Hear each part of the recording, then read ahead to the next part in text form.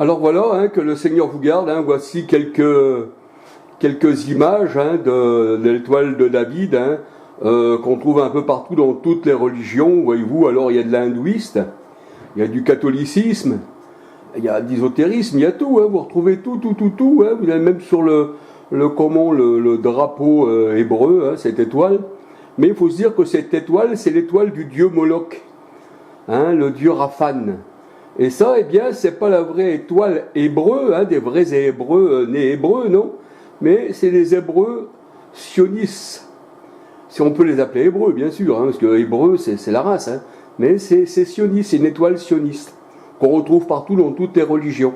Voyez-vous? Alors, bien sûr, si on n'est pas... si on ne recherche pas, si on ne fait pas des recherches, on ne demande pas au Seigneur qui nous éclaire, eh bien on va penser que c'est l'étoile de David, qui se trouve sur toutes les religions du monde. Ça veut dire que les religions appartiennent à David. Voyez-vous, de la maison de David. Et David n'a jamais connu cette étoile. La vraie étoile que le Seigneur, que David a connue, eh bien c'est le Seigneur Jésus-Christ. Apocalypse 22, 16. Moi, Jésus, l'étoile brillante du matin, de la postérité de David. Mais c'était Jésus-Christ, l'étoile du matin. C'était pas cette étoile-là que l'homme s'est fait selon son imagination. Voyez-vous?